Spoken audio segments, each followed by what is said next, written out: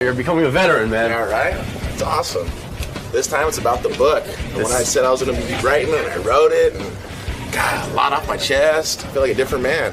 It's called This Is Gonna Hurt, right? Yeah, it hurt. But let me tell you, it was a little therapy that I was able to release to all my fans. That's pretty cool. For sure.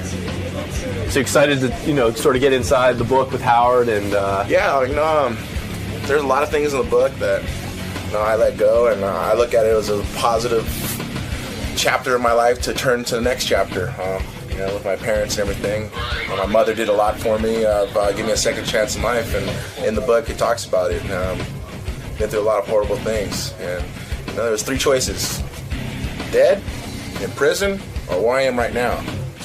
I'm at Howard Stern, so I guess I've been doing pretty damn good. So I guess I did make the right decision. Cool, man. We'll see you inside in a few minutes. Awesome. Tito Ortiz is here. He dates Jenna Jameson.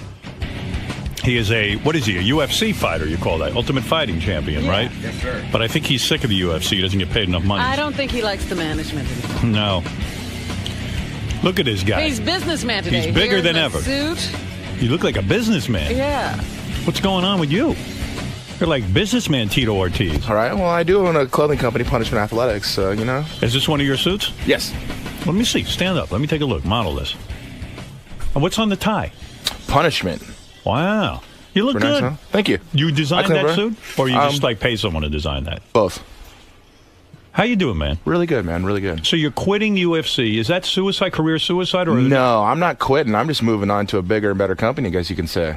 Is that the one that's doing the CBS television fights? Possibly. That's one of those ones that no one knows the information yet. Your point about fighting is that you guys are pulling in the kind of numbers boxing used to do on pay-per-view. Yes. And then when it gets time to be paid, the fighters get very little percentage of the money. Probably about 3%, maybe, if we're lucky. Your point is that Mike Tyson used to go on pay-per-view and make, I don't know, how many millions? 25, 30 million. And you're not looking for 30 million, No, but you're saying if I can... for a fair cut, If you can generate 30 million, maybe you'll get 10 of it. Exactly. So what do you think the average, now that Ultimate Fighting is even more popular than boxing, I would say, and you're one of its biggest stars, how much do you think you should be getting per fight?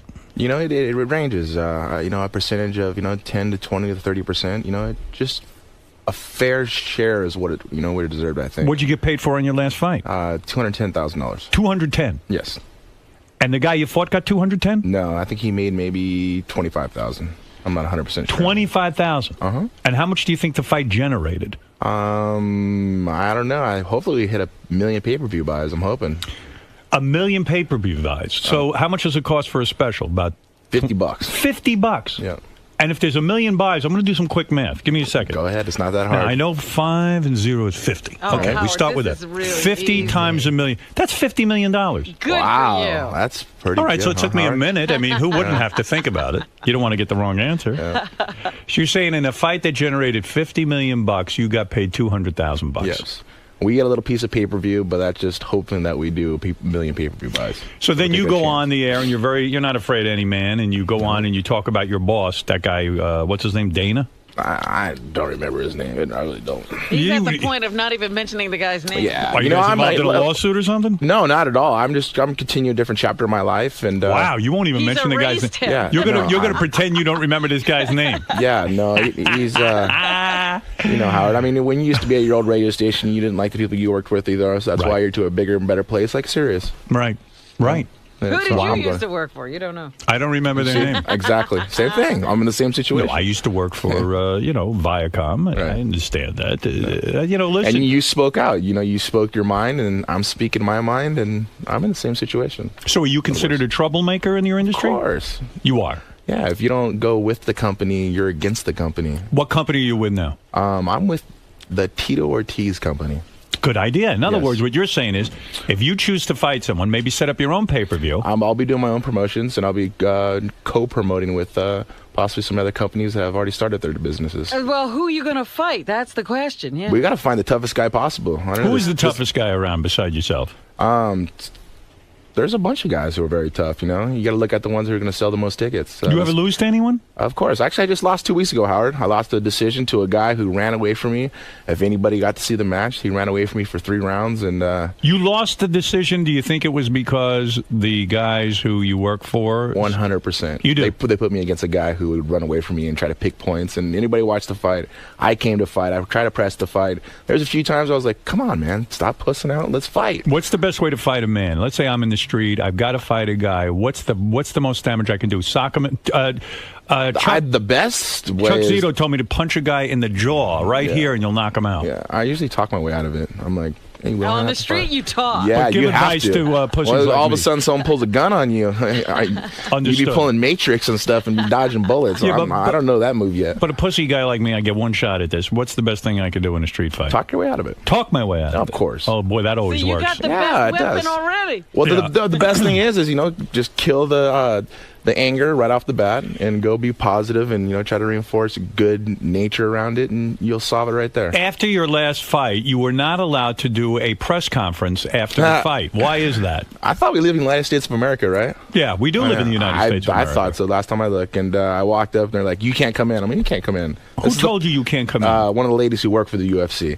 And because you're a troublemaker. No, I'm not a troublemaker. I speak my mind, and I'm not going to hold anything back. She's like, you can't come in here. I'm like, well, you better call security, because last time I looked, this is United States of America. Went and sat down, and they'd done everything in their power trying to not let me be in there. Who's going to be able to stop? A woman stopped you from getting up there and making your She tried to. press conference, but you did get up. Yeah, I went and sat down, and I was like, you guys got to call security because I'm not leaving. I've been to the last 11 years, over 25 press conferences after my fights, and you guys are not going to let me be in this press conference? Get security. At the press conference, did you say, I feel I won the fight and that I was given this decision because of my business relationship with the UFC? I didn't go that far. I'm not looking for excuses, I lost the fight, plain and simple. The guy ran away from me the whole time. I tried to, conflict with him and, get a fight going. That's what we came there to entertain the fans who watched the fight. And it didn't come down to that. He ran away, picked his points, and when he scored on me is when I was out of position. All right, fair enough. You're a brave man to get in the ring with anyone. Thank you so much.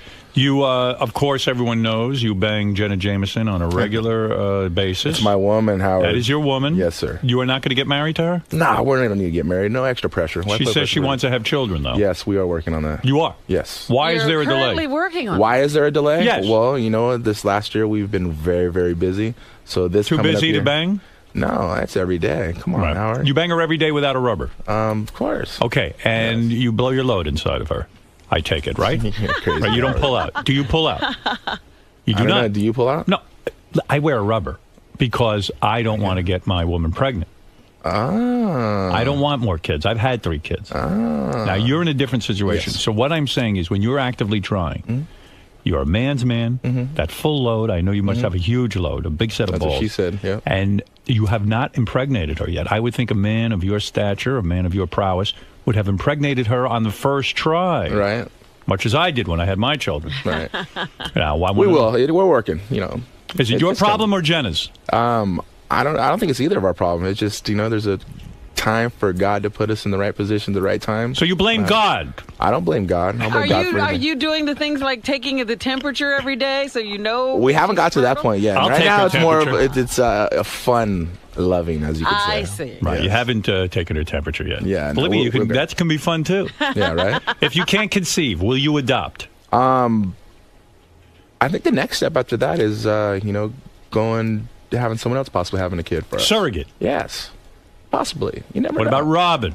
It's your I'm surrogate. not a surrogate. Robin, you actually look great. You lost a thank lot of you. weight. Thank You you look very very, much. very good. I'm Now- very proud of you. You made you. a statement recently Yes, sir. that you and Jenna are now investigating Scientology. That was you always got to find interest to something, I mean, as a kid growing up, I looked at Mormons, Christianity, Lutherans. I did through all that. Why are you and Jenna Jameson investigating Scientology? You told me you'd come back here and tell me what you found in your investigation. I found it's a little bit of everything that people believe in. Yeah. So you're not a Scientologist? No. Are you thinking of becoming a Scientologist? Maybe, I don't know. Possibly. Wow. Wow. E-meters, a whole thing. Have you No, not that much. That's a little too much intense to it. What do you mean? Yeah, it's a little too intense. I know. You know what? I believe in just being a good man, and treating people with respect and help others around you and I think God put us on this planet for that reason. Tito, you've written an explosive new book. Yes. It is I was called, working on it last time I was on here with right. you. It's called This Is Gonna Hurt. It's in stores now. I'll tell you about Tito's book signing. I know a lot of fans want to go out and say hi to Tito. Sure. Is Jen in town with you for the book Yes, signing? she is. Will she show up to the book signing? I think she will. And what will she wear to the book signing? Will she wear panties? Of course. She's a wild girl. Yeah, she's calmed down a whole bunch. She's a different woman. Oh, she's a totally different girl. Why, in God's name, and do you address this in the book, why did you wait a month to bang Jenna Jameson? Explain respect that. Value. Respect. It's respect value. It's a woman who enjoys sexuality. You can respect a woman and bang her on the first night. Yeah, but it's a big difference, man. He wanted to be different. Different. Yeah. Different. Yeah. That's what they say every day, I guess. I don't know. never want to be different. No, with me, it's a big respect value, and I respect her a whole bunch. Did she think you were gay because you did not have sex with her? I hope not. Jeez. It probably made her crazy. I'd be the toughest gay guy in the world, that's for sure. Wow. Why, you don't think there are any gay men in the UFC? Of course there is. I think that one guy who I don't like might be gay. Oh, wait, he's married. My bad. There you go. So you're wrong. Okay. Yeah. All right. So you say in your book, too, you cheated on your first wife. Yes. You did. You admitted that. Yes. That's not an easy thing to admit. It was, when I wrote this book, the reason was I had a lot of skeletons in the closet, a lot of built up aggression towards my parents, and it was time for me to get my therapy out. Why the aggression to the parents? Because, at a young age, from the age of 6 to about 13, seeing them using heroin and being around gangs and the stuff that I got subdued to at a very young age, I shouldn't have been there, and I had a lot of anger towards my parents because of what they put me through. And my mother wrote me a letter when I was 25. She actually took me away from my father, and we moved back to Huntington Beach, and she got clean. And that's when I got back into wrestling and stuff, and that's what saved me. And I got to thank my mother for her being a complete heroin addict, to cleaning herself up and changing her whole lifestyle because of me for my future. I thank her 100%, Well, yeah, I mean, the heroin addiction is a pretty strong grip, and the fact that she did something for you as opposed to herself. I mean, she was with my father for 15 years, and that's very unselfish of her to do what she did and, give me a second chance at life. Let me understand something, Tito. So you're saying when you were growing up, your mom and dad were both on heroin? Correct. And they abandoned you? Pretty much, I would be there to be fed, have clothes on my back to get to school. I never brought people over to my house because I was embarrassed, because we were living either in a trailer park or living in a motel, or, it was just... Would you go home and see your mom shooting up? And would she try to conceal it from you? Yeah, they try to conceal a little bit, but you smell the matches burning. I mean, to this point in my life, I can't stand sulfur at all. Right. Sulfur smell, it drives me freaking nuts. It's funny. You could have either gone either way. You could have become a heroin addict and joined in on the action, or rebelled, and you were a strong-minded man enough to say, "I'm not going to take this and make this my lifestyle." Oh, for sure. I mean, there was a point in my life. There was 3 choices I had to make. Be dead or in jail. Right. Be in gangs and on drugs. Right. Or be where I am right now. Well, I'm sitting here in Howard Stern's show, and I've came a long way in my life. I'm living the American dream. People say that you're destined to greatness when you are. Well, no, you take choices in your life to make those destinies happen. So your father, you don't have a relationship with? Actually, Howard, I spoke to him about 5 months ago, the first time in 6 years. Why do you think he got in touch with you? I got in touch with him. I see. You had told him, "No way, I'm being in touch with you. You wrecked my childhood." Yeah, it was just I had a lot of hatred towards him, and it's time to really suck it up and face your anger and face your demons. And I went and sat and talked to him for about a good 3 to 4 hours, and Did you ever beat him up? He quit on us. He quit on us. Did you ever beat him up? Never. Never punched him in the face? Never. You wanted to? No, never did. Think that's why you were a great fighter? You were really punching your dad and your mom I was a great fighter because I have my older brothers, Marty and Jim and Mike, who used to beat my ass every single day. In a way, if they beat your ass and you fight back, you become a great fighter. I remember my brother Marty, asking him, I'd be crying, "Why do you beat me up for?" He's like, "So you could be a tough kid and you take care of yourself when you get older." And I was like, "Gee, what a nice guy." Thanks a lot. Yeah, I think they're But now I look at him now. Look at now. One of the baddest guys in the earth. So I'm doing something right. Yeah, well, I suppose, but that's a painful childhood. Now, did your father's clean now and all? My father is clean. When I spoke to him, he looked awesome. He looked really, really good. My mother's been clean for, almost 16 years now. And they're both Do you take care great. of your parents now? I don't take care of them. No, I don't. I take care of my ex-wife and my son 100%. Actually, I gave all my money to him. Now it's time to start all over again. No kidding. Yeah. When you say all your money, you mean half your money. No, I mean everything. You gave him everything you owned. Everything.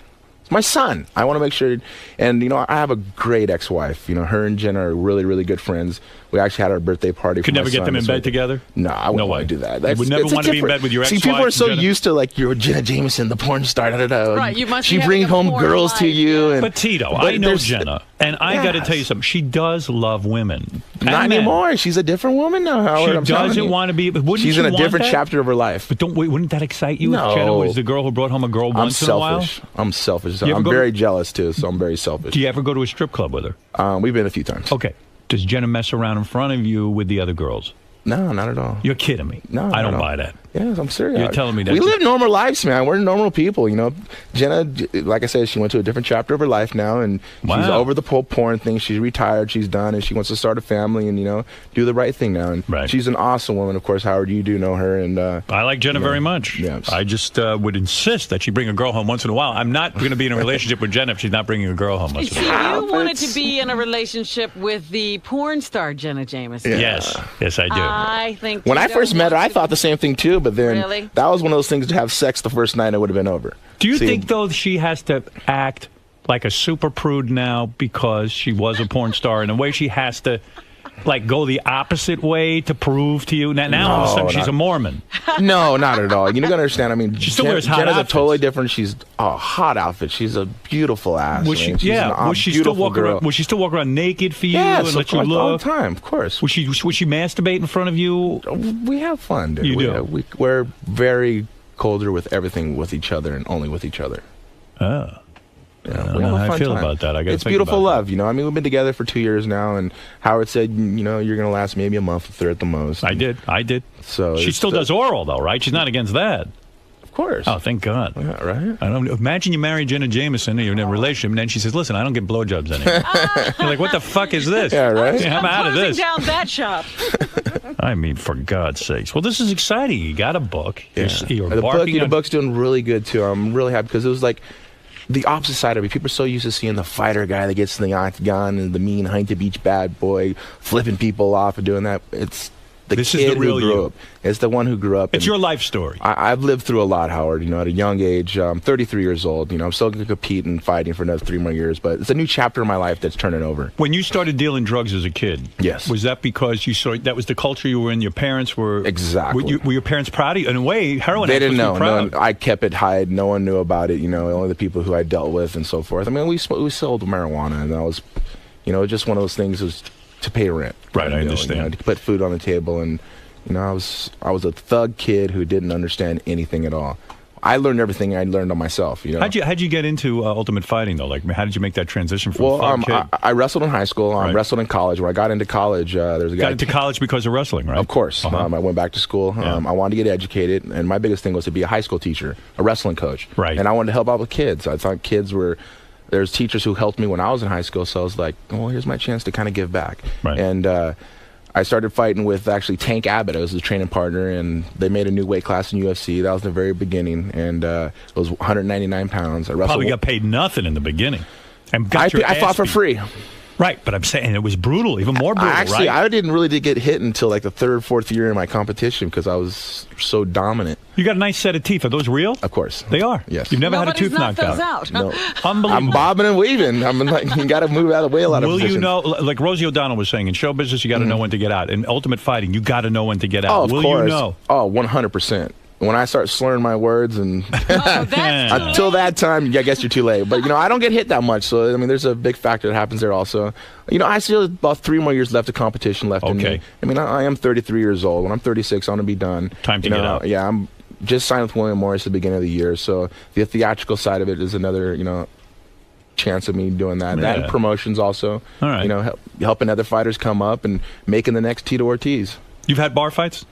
When I was 19. What did the other guy look like when you were done? I choked him out in about 25 seconds. Oh. Wow. Yeah, well, I'd never assault anybody.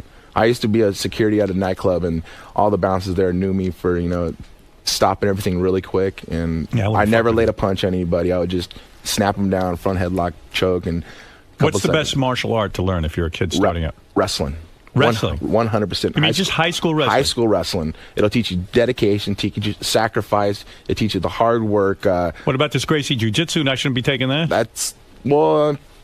It's a big difference. For a kid who's just coming up, I think wrestling really teaches the whole realm of a sport, Right. It teaches individualism because they're doing it by themselves. When you were wrestling, did a guy's penis ever slip out of his jockstrap while you were wrestling him? Never. Thank God. Yeah, Right. No, thank God, right? Tito that will be happened to you, obviously. I know. That Howard. happened to me, and it landed in my mouth. That's what she Tito, said. it was terrible. When's the last time you begged Jana? Jana. Jana. I don't know, Howard. You got to use your imagination on that one. She's a wonderful girl. You always try to pull the best out of me, and I almost give in a little bit just because you're Howard Stern. Will Jen ever put a finger up your ass? I don't know. Do you like that? You want to know something? It's not my thing. I tend to clench up. Really? I'll be honest with you. I did too. You do. You don't like it. No. It's not your thing. You're not that crazy, are you? No, I'm pretty crazy, but not that crazy. You're pretty conservative sexually. No. No. No. What the hell are you doing? Yeah, right? I got that great montage Kama Sutra. Look at you. Tito, I wish you luck with the book. It's Thank a you so very much, honest Howard. book, and Yes. I appreciate you writing it. This is going to hurt. It's in stores now. Pick it up. Do guys ever come up to you at book signings and want to punch you out? Like, go, hey, come on, man, let's go right now. Let's go. Let's go. See, Howard, once the anger comes about, you bash it down with complete kindness. But there's some maniacs out there who just want to go right at it. When they stand next to me, I mean, you're a big man too, Howard, and they kind of get a little intimidated. They're like, all right, Tito is a big guy. Are you big in the pants? You would almost have to be with Jenna because I Jenna's got big seen it all. hands. You got big hands. I got big feet. You know what that means? Big gloves and big shoes, right? It'd be great if Jenna was afraid of your penis. Then you know Right? you're a real man. I don't know. Oh my God, it doesn't fit. Jeez. Now, what good would it doesn't fit do? Wait, I there's know, somebody right? who wants to challenge I know you. Howard has that problem, I know. Oh, no. Never had that problem. There's a fighter on the phone who wants to challenge you. And I think this would be great. an excellent... Telephone tough guy. All right, let's talk. Go ahead. Hey, Tito, how are you? Really good, my man. All right, now... I want to challenge you in a fight. Whoever wins will fuck Jenna Jameson. Oh, my goodness. Well, great. You mean Jenna would be the I got a prize? bigger dick than you. You're a pussy. I know I can fight you in the cage. All right, high pitch. Gay Ramon, you're on the air. Go ahead. Yes. Hello? Yes. Gay Ramon. Hey, oh my God, Tito, I'm a big fan of yours. Thank Hey, have you ever had your asshole eaten out by another man? God. Tito doesn't go that way. No, I don't go that way yet. Do you think about Tito when you're with... Howard, I have fantasized. He wouldn't be the only man, that's for sure. Are men attracted to you, Tito? Yeah. Yeah. Has a man ever hit It's on cool. you? A couple times. Couple of times? Yeah, it's not a big deal. I have actually a lot of gay friends that are friends, and I don't swing that way ever, never, Right. ever a thought or anything like that, but you gotta be respectful towards people. Gay Ramon, can you finish right now listening to Tito's voice? Oh my God, I fantasize him beating the shit out of me, Howard. You like that? What, Marty, where are you? get on Yes, the mic. go ahead. Yes, sir. I fantasize about Tito beating the shit out of Gay Ramon, too. You're horrible, Artie. All right, listen, go see Tito. TitoOrtiz.com is the place to get all your Tito information. Yeah. And by all means, get the book. This is going to hurt. It's in stores now. Tito, great. Always seeing you. Yes, Send sir, my I'll love thank to you. Jenna. Of course. And I mean all of my love. I You gotta know say, I am his with her. book, as someone who struggled with heroin, Yes. it's so hard to break from that. And I think if my mother did that for me, that really is that's a touching thing. And it was really hard for my mother, Yeah. to accept that because all of her friends don't know nothing about the past and the history. They know nothing Right. about. And I told my mom, you got to understand, Mom, there's a lot of kids who are lived the same type of life I did. Now want to think they have a chance to live. Right. They look at Tito, they see, oh yeah, the guy who's a fighter, a champion, driving around nice cars, beautiful girlfriend. But they don't see what got me there. Right. And now they see they have a chance. Well, maybe they have an opportunity to do something like this in life. Book And is somewhat inspirational. Yes, all kids, please listen. Go to school. Getting Right. educated is the number one thing, I believe, 100%. You bet. Max, you're on the air in Portland. Go ahead. Hey, Howard. Hey, now. Hey, Tito, why can't you admit that Lyoto Machida was just a better fighter that night? He was a better fighter that night. I never didn't. I mean, just look admit it at all. at the pictures on the internet, bro. Your face is all fucked up. Really? Oh, yeah. I mean, I only he- got like 5 stitches. I was fine though. Which fight is it? The one you're talking Yeah, about? the one I did. I just lost Yeah. last week. The guy ran away the whole time. People will watch it. They'll see. Dude, It's cool. I dude. fought. I came out. I fight, and he didn't want to fight. It was fun. It was just an opportunity for When Dana this to guy pull me says your down. face was messed up, is he lying? I don't know. It's been a week, Howard. Do I look pretty good? You look pretty Yeah, good. you don't even Awesome. look like you were in a fight. Yeah, right. Travis, you're on the air in Las Vegas. Go ahead. Yeah, I totally disagree with that last caller. I thought Tito won rounds 2 and 3 against Machida. I mean, Machida fought his fight, but Tito's still a beast. He about choked him out at the end there. Yeah. And Tito, you know, I got to correct you, and I'm an honest guy. You know, I think Luita won the match, fair and square, I believe. I did have that triangle at the end, almost got him, but right. For him running away, this is ultimate fighting. This is fighting that really, it's a one-on-one competition that they need to compete against each other, not get 1 point and run away. How Machida is doing, and I think I let a lot of fans down by doing that. But I appreciate your support, man. Trevor, go ahead in Bakersfield, California, with Tito Ortiz. The book is called "This Is Gonna Hurt." Bakersfield. Hey, Tito, I had a question for you. Since everybody in the UFC kicked your ass, what are you going to do? Go over to WEC, maybe become a superstar or something? No, actually, I believe the only person left there was Chuck Liddell, and Machida, the one that beat me.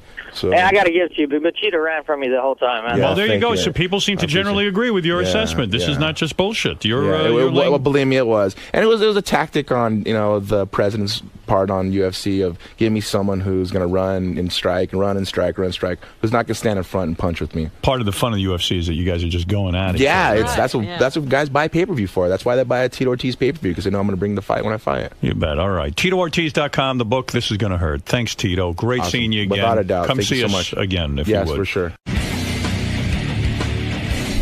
Tito. So that went pretty good.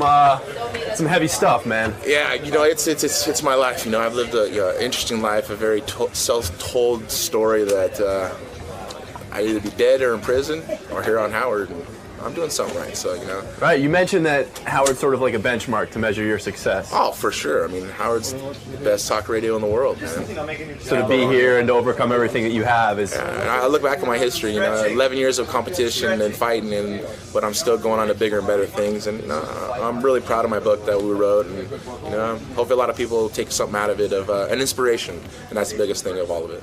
Cool, man. Well, thanks for stopping by, and good luck with the book, man. Without a doubt. Thank you much, guys. Howard Stern.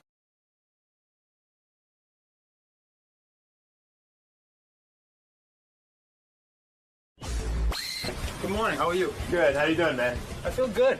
So what brings you down to the show today? You got a new album coming out? Yeah, I got a new album coming out, and mostly I just want to hang out, man. I'm a huge fan of this show. Yeah, you excited? Unbelievable. I'm a really big fan of this show. I know everything about it. And for the last 4 years, I got diagnosed with leukemia in 2005. So all I've done, besides trying to live, is stay home and watch Howard TV. That's awesome. I mean, I don't watch anything else.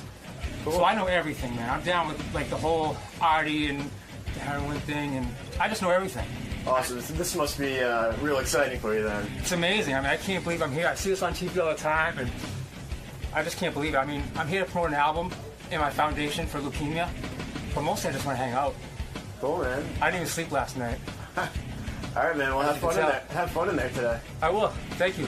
All right, anyway, this guy's name is Rich Cronin. You might remember his hit song with LFO. He had a huge hit. I remember this song, Summer Girl. All right, you remember this? Sure, you do too. How old were you when you were in a boy? How you doing, man? Hi, how you doing? Hey, good to meet you. I'm, when I was in the boy band? Yeah. How do you get in a boy band? Well, first of all, when that song blew up, I was 24 years old. Right. So you were pretty old in the boy band. Yeah, I was pretty old. You were no boy. No, I wasn't. That old boy over there. Yeah. Sorry. He's snotting all over the place. Sorry about that. Yeah, when that came out, I was 24 years old. 24? And how old were you when you got discovered for the boy band? 20. Yeah. And what do you have to do? You have to audition and stuff? You have to No. Actually, I'm from Boston. Yeah. And I know, we could tell. Sorry. That's good. No, I dig the accent. One of my friends and I, for some reason, he went on tour with the Backstreet Boys, right? Who were nothing. Right. And he was always talking about, we got to get with this guy, Lou Pearlman. Right. Lou was this guy. There was this guy, Lou Pearlman, who was this, incredible producer, if you will. Well, what happened with Lou? Because I knew Lou. Lou used to own Blimps or something. I don't know how he knew about the music business, but after New Kids on the Block, he just got this idea to put together a boy band. I mean, he had a lot of bands. He had, what was Justin Timberlake's band? Yeah. He had NSYNC, he had Backstreet Boys. He had, my group, we sold 4 or 5 million records. And E-Town. O-Town. O-Town, whatever it was called. He, he never thought it was going to blow up. And then when the Backstreet Boys blew up and NSYNC blew up, and then, we started to blow up, not as big as them, but we blew up. He bought a fucking house that was incredible. It wasn't even a house, it was a hotel. Right. On this incredible lake. He started buying Bentleys. He had a $250,000 Rolex with diamonds all over it. Meanwhile, he's stealing all my money, everyone's money. So we all knew it. You never got paid? I didn't get paid anywhere near what I should have. Really? Nothing. Well, and didn't your parents or somebody step in, or your accountant go, hey, wait a second, we're not getting paid? We were always on TRL. Right. We were always, starting to sell a lot of records. Yeah. And I started to say, well, where's the money? Right. And it was like, it was just nuts, man. The guy was such a creep. And Did you make I know enough the money? Backstreet Boys had to sort of legally get away from him because he was, so did the NSYNC. Contracts were so ridiculous. And NSYNC had to leave. Everyone left him. Did you end up making any money? Yeah. Did you become a millionaire?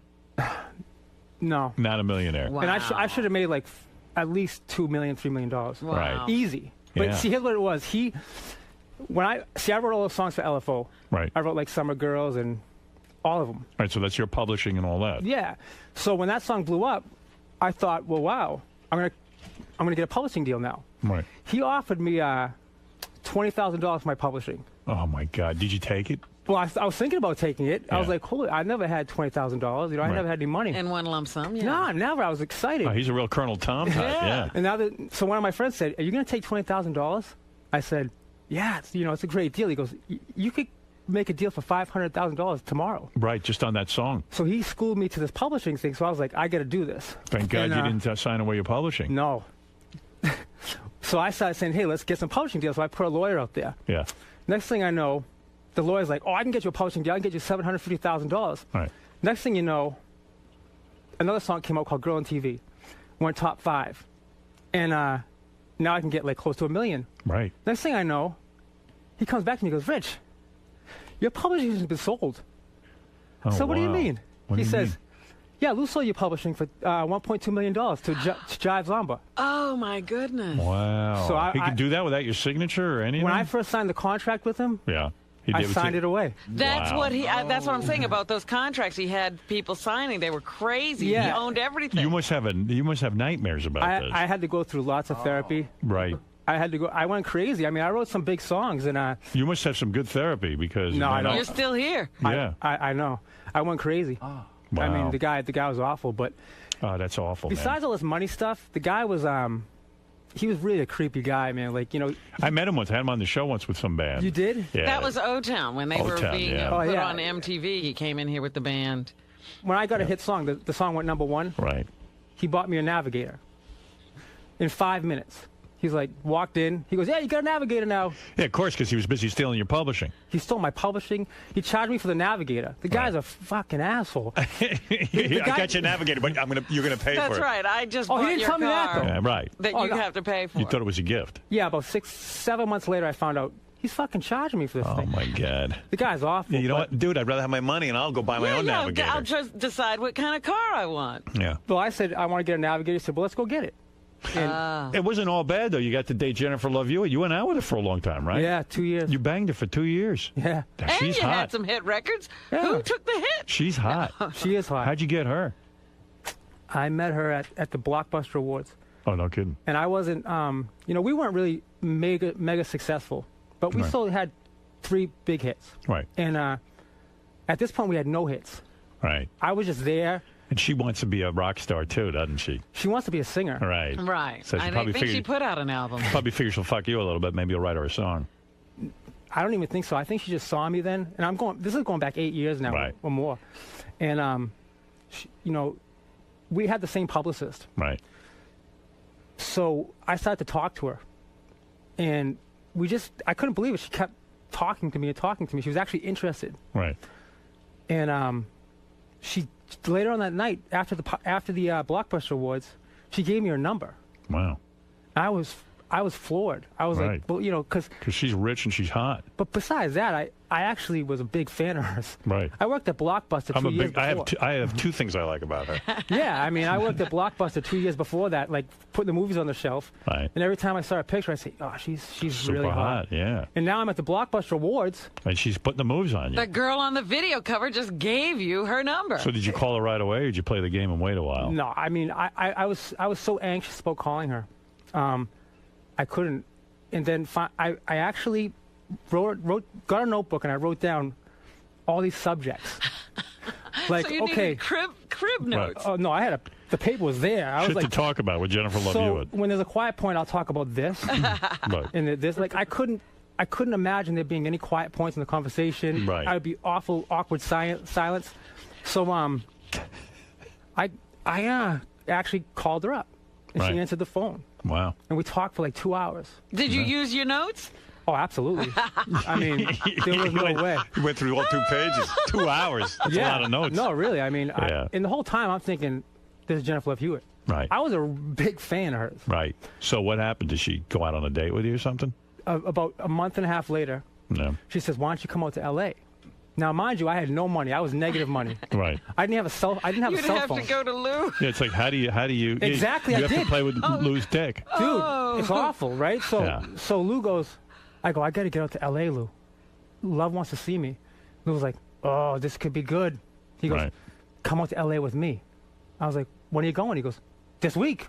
Right. He goes, come with me, because I'm shooting my movie out there, which is another story. But so I go out to L.A. and he goes, you can stay in my hotel with me. Oh God! Oh, no. I have a And big your roommates. I have a big suite. So anyways, I went. Right. And I was like, okay, I got to go. So I'm getting my clothes out real fast in the room. It was a Right. big suite. Uh-huh. And I Did you was see like, you naked or something? no. No. And I said, all right, man, I'm out of here. And the publicist picked me up, and we went to Love's house. And it was really weird. Like, A nightmare. it was really, I was awful. Yeah. It was really weird. What is Jennifer Love Hewitt wearing when you show up at her house? She was wearing like a ballerina dress Really? with like a unicorn and sparkly, like Oh jeez! bedazzled. What's her problem? She was dressing pretty wild. Yeah, what And, is that about? That was for the date? She wore a ballerina outfit? I With think, a unicorn? I on feel it? like it was a ballerina outfit. Yeah. It looked like the dress went out and yeah, it was like a tutu and all that. She probably didn't yeah, even it was a tutu. It was a tutu. Did she look hot? She looked hot, but I just thought the outfit was completely out of Inappropriate. control. Yeah, right. Nah, so I like. Look, At least it was a Jennifer Love girl, better than me Yeah, with Lou. right. Dude, she was Jennifer Love She's Hewitt. a lot less scary than Lou. Oh no, I was Oh, really. wow. It's true. So we wanted a date to Universal Studios, and she was totally like into me. I couldn't believe it, man. I mean, and we went. How long before you get in her pants? Well, she asked me to stay at her house that night. Wow. Thank goodness, because that meant I no did- Lou hotel room. I know, it was amazing. Did you bang her? Not that night. I didn't even go to her house. Why? I was trying to play it cool. Yeah, that's She crazy. lives with her mother. Right. So I was like, I just was freaking out so bad I couldn't spend the night. I couldn't do it. I was like, Plus, you didn't have your notebook with all your notes. I couldn't talk Right. to her anymore. Right. I didn't know what to say. So I was like, fuck, I got to regroup, think about this shit all night. So I said to my publicist, I was like, hey, can I stay at your house tonight? Right. He goes, yeah. What, you don't want to stay with Lou? I was like, no, I don't want to stay with fucking Lou. Lou. He's like, all right. So Love says, well, if you can't stay at my house tonight, I want to pick you up in the morning. I Yeah. was like, yeah, what time? She goes, I'll be there at 7 in the morning. Oh Beautiful. my goodness! She's into it. So I was like, holy shit. She goes, because I have an audition, and I have to get my hair done. So I'm like, So you're just gonna hang out with so her I'll, while she I'll runs? fucking go. Yeah. Right. What else you got to do? Nah, so that's why I was out there for her. But that's not a lot of time to study your notes to figure out what Well, to you talk about. write while she's having her hair done. So Right. no, I had to sit with her. Oh. And I was like, Man. I was thinking about all this shit, dude. We didn't have any hit records. Right. I was nothing. Right. And she's like spending all this time with me and wanting to hang out with me. I was like, what the hell? I don't understand it, but I love it. Right. So so she gets there at 7 in the morning.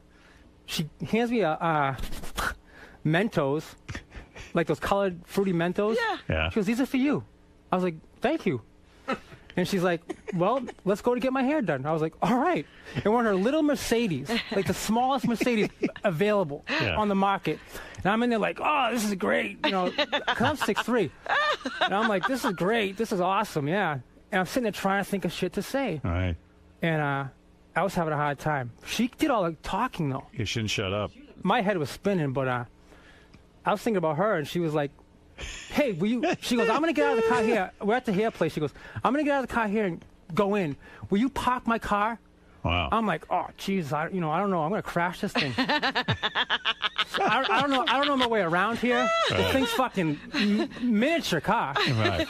And I'm like, yeah. Where the fuck are you going to park it? I'm going to park it? I'm an awful driver. I'm a fucking awful driver. I don't know where you are. I didn't know where I was. I had no idea where I was. And the blocks are fucking huge. I'm like, yeah, I'll do it. She got in there. I was like, holy fucking shit. So I'm driving around like the block. I'm like, oh, what the fuck? I finally parked the thing. Sweating bullets. Right. I walk in the room. I'm like, yeah, your car's out there. It's fine. She was like, cool. So then I sit down on the seat, and everyone's like, everyone, this is Rich. I'm like, hi. She's like, all the hairdressers, hi. She's like, so Rich is from Boston, and he's a boy band and all this stuff. I'm like, yeah. We were there for like 3 hours. And she was looking at like magazines and going, oh, Tom Cruise looks amazing and all this stuff. I mean, it was bullshit. Yeah. Hey, what did you expect her to talk about? I don't care what she talked about. I was just like, fucking Jennifer Love Hewitt. So that's weird when you realize with most broads like that, you're making notes on what to talk about, and you realize they're just morons. They're just gonna keep talking. Yeah, she's not gonna shut the fuck up. I'm just gonna say yeah. So then after that, we went to a coffee shop, and then she went to an audition, and it was just. That must have been some audition. Probably sucked. No, it was for what was it? Archie. The Archie movie that never came out. Archie and Veronica? She's going to play Veronica. She was supposed to play Veronica. She didn't even get it. No. Yeah. So I wrote a song called West Side Story. I said Veronica. It was about a girl named Veronica. And I was so lame. Yeah. I was so lame. I wrote all these songs about her, like encrypted, like to her. Right. I was fucking lame, dude. Oh, stop. What was it like banging her? Like when you were banging her, you were like, oh man, I can't believe I'm banging Jennifer Love Hewitt. When that happened. And you must have come in 2 seconds, huh? Well, she made me wear 2 condoms. 2? Yeah. How do you get 2 on?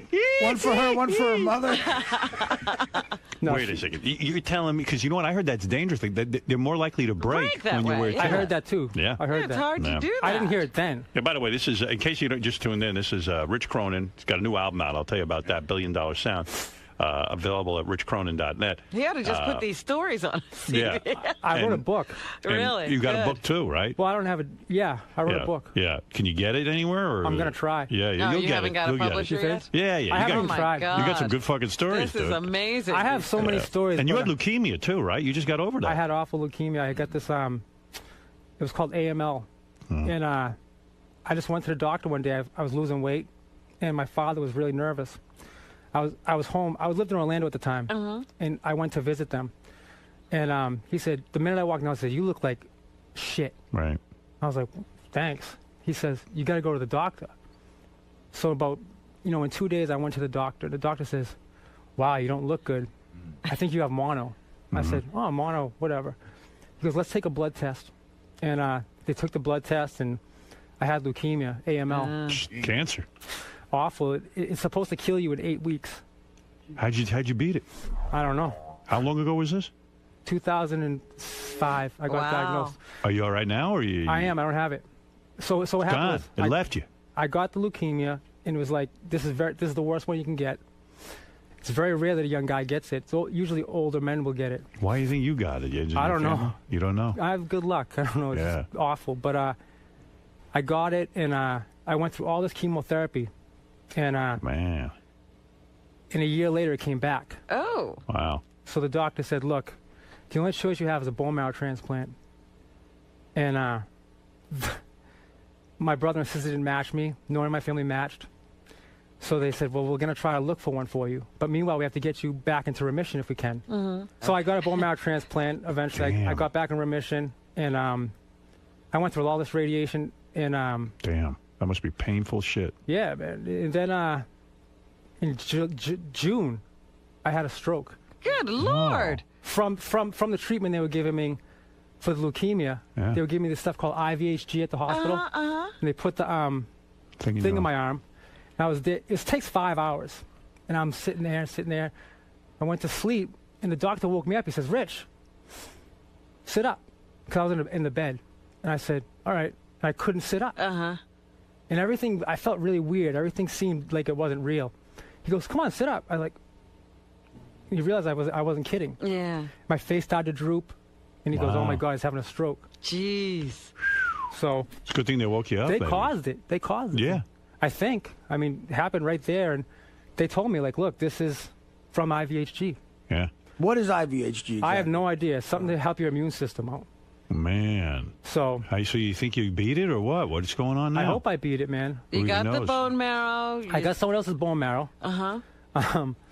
If I had a kid, which I couldn't because I had so much radiation, and if I did, it wouldn't even be mine. It would be like this other guy's thing. Right. Yeah. There's more of this other guy in you than you. Oh, 100%. I'm not even there anymore. So when you were fucking Jennifer Love Hewitt, get back to that because I broke it up a little bit. So Jennifer Love Hewitt, when I first had sex with her, she goes, wear 2 condoms. Yeah. Did you think that was weird? How'd she look naked? She looks great, man. Yeah. I couldn't believe what was happening, you know. Right. But I don't have anything bad to say about her, you know. She's a great. Good in bed? I thought so. Fully shaved vagina? Yeah. No kidding. Yeah. No, that turns me on. But I have nothing bad to say about her. I mean, obviously I had sex with her. I was with her for 2 years. Yeah, but she was cheating on you like crazy, though, right? Yeah. That's a what? bummer. Yeah. Jennifer Love Hewitt? Jennifer Love Hewitt gave him like a ring, like a promise ring. She's like a dude. He's more like the chick, and she's like the dude. She's giving the rings and then going around. And he finds out she gives a ring to all the fucking guys, and she's fucking a bunch of guys, right? Yeah. How many guys was she doing behind your back? Did you find out? Yeah. Well, no, I don't know. She gave me a ring, and we went to Cartier in Beverly Hills, and she's like, "Oh, I'm going to give you something very special." I've never done this before. And, you know, I have to give it to you. And I was like, all right. And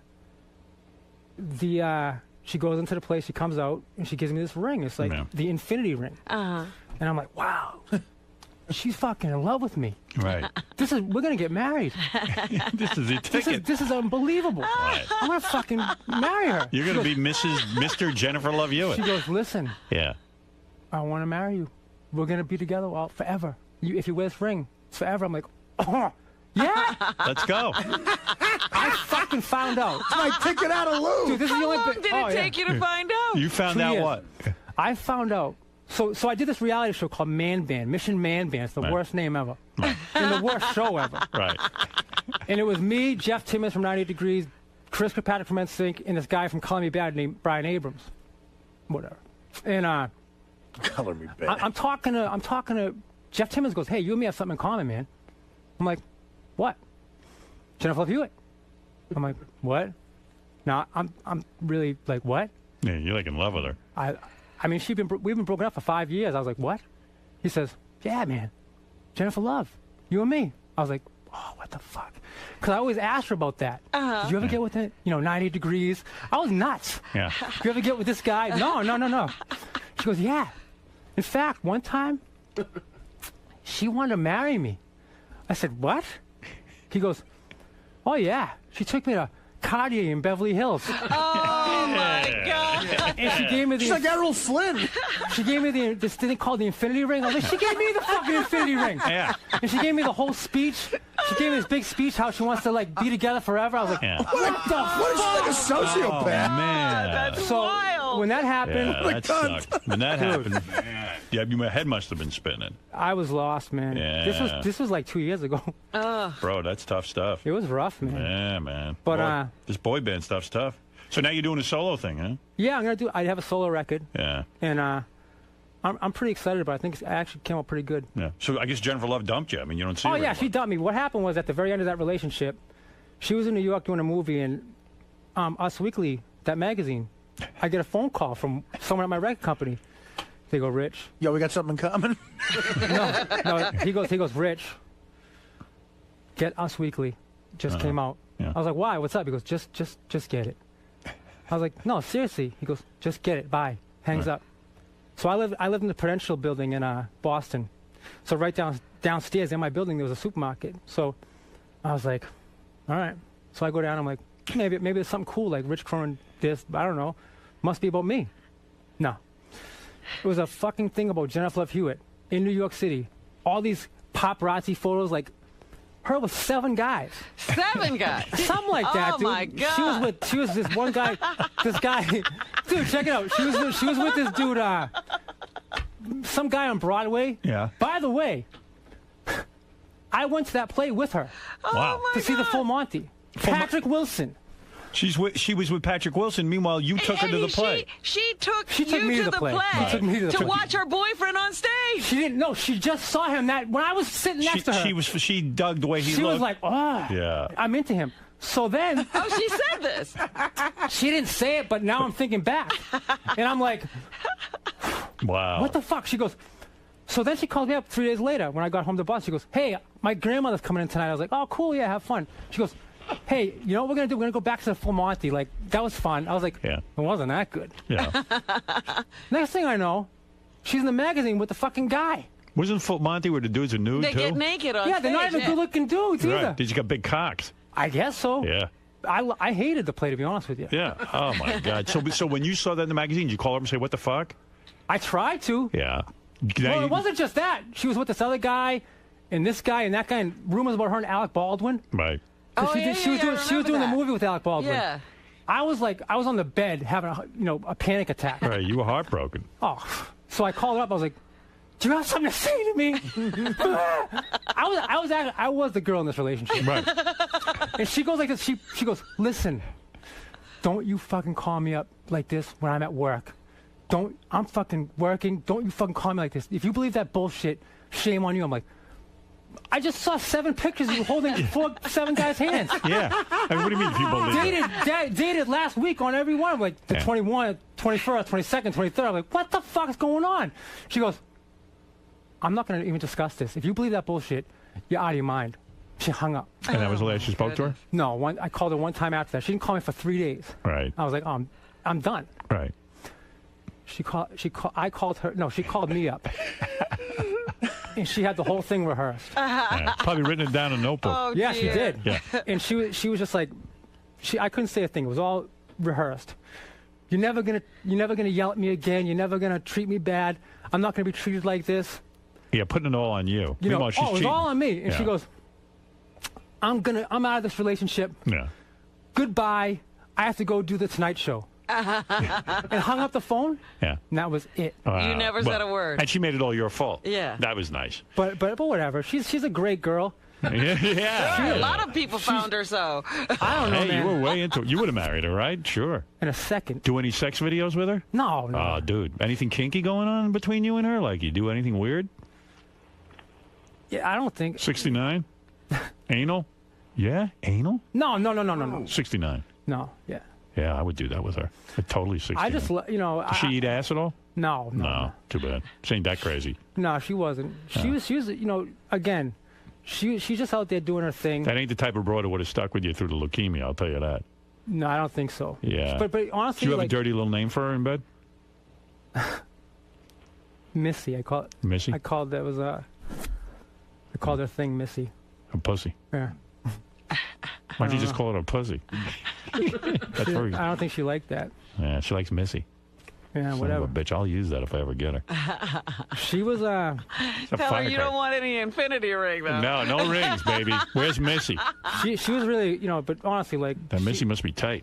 She was out there doing her thing, and... She sure was. I don't know, man. What's her deal now? Is she like working there? Or yeah, she has a TV show. She's the ghost whisperer. Yeah, she whispers to ghosts. On CBS. What? It's a hit show, though. It is. It's been on for a few years. All right. So anyway, the new single now from Rich is from his album $1 Billion Sound, available at richcronin.net. Also, for more information on Rich's Leukemia Foundation, you go to richcroninhopefoundation.com, charity thing you're involved in, right? Yeah. And here's a little bit of your tune, your new one, right? Yeah. Anything about Jennifer Love in this, or no? Yeah. Yeah? I think Really? so. Well, you're still hung up on her.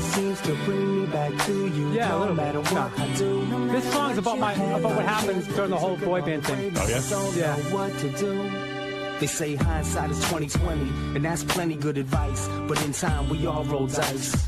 When I was 15, I fell in love with that noise on the radio. It drove me crazy though. Of course, I knew that I didn't have a chance. I'd make it one day, no matter what the circumstance. Cause I just couldn't say no. Crumpled up paper on my bedroom floor.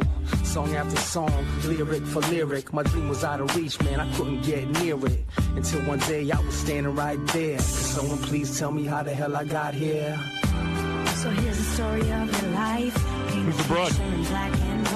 A girl I'm working with. You doing her? No. You got a girlfriend now? No.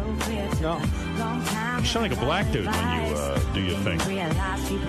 Right? Yeah, I it's guess kind of so. cool. Right?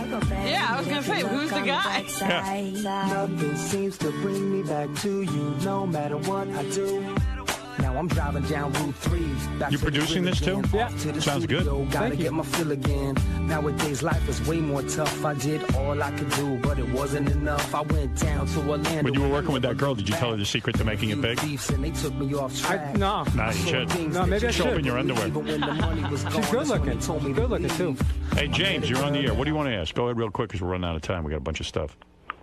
Awesome interview. Oh, this guy's the best. Fucking hilarious. This guy's man. got I'm a real pissing my life. Pants. Yeah. Hey, how come you guys haven't asked what were the titties like? Were they fake? No. Were they? Those are real? Yeah, they're real. What? I mean, Lou's. Yeah. Oh, those are real too. Those are real too. They look huge too. Jennifer Love Hewitt's tits are real, huh? Yeah, those are Sounds to real. me like you're still in love with her. Actually, you I'm kind not in love with her. I just, here's what it is. Was I that the thought- love of your life, though? Yeah. I am. Here's the thing. She's a great actress, right? She gets paid millions of dollars to be in movies. Right. She could fool me. She's crying. Right. I love you. You're the greatest guy. Oh, wow. I'm crying when she wants to cry. It sounds like she's a better actress off screen. Off screen. Well, I've never yeah. been impressed So with I- her work. so I was impressed. On screen. She still live with her mom? No. Yeah. No, I don't. How were those titties naked? Were they a little sloppy, or they were like really firm? No, they look good, man. They did. They did. I'm not gonna lie. Man, don't lie. I want the truth. She looks good. She does. I mean, I don't know about now, but I'm going back 8 years I here. can't believe she was cheating on you. You're a good guy. You didn't deserve that. Yeah. Is there some sort of Boston connection with Lou Pearlman? Because like Donnie Wahlberg and the Backstreet Boys was a Boston kid. Like, are a lot of those kids Boston kids or something? Well, no. How do you Boston kids put out? Yeah. Donnie I don't put Wahlberg. it I'm joking. Was it You're the thinking- Backstreet Boys? No, the No, new you're kids, talking new with kids. New Kids on the Block. Oh, he was. Oh, I'm Right, sorry. right. Oh, that's right. Yeah, Danny Kids Wood. on the Block. No, but Danny Wood from that group is a great friend of mine, actually. And when I was sick, he was always visit me at the hospital. Oh, that's and nice. He's a great guy, but Yeah. A couple of guys can be good too. You know what I'm saying? those guys are good. Well, listen, you guys heard the story, richest single story of my life, and $1 Billion Sound is available at richcronin.net. Yeah, Encourage you- publishers ought to get sounded in good. touch with I mean, him. I'm a good writer. I wrote it for the Jonas Brothers, everyone. You making some money now with? Well, I've been out of the business now for 3.5 years with Wow. this leukemia, so Yeah. I got to get back in it now. Yeah, you got the talent, man. You can do it. You wrote for the Jonas. Yeah. You got your publishing back?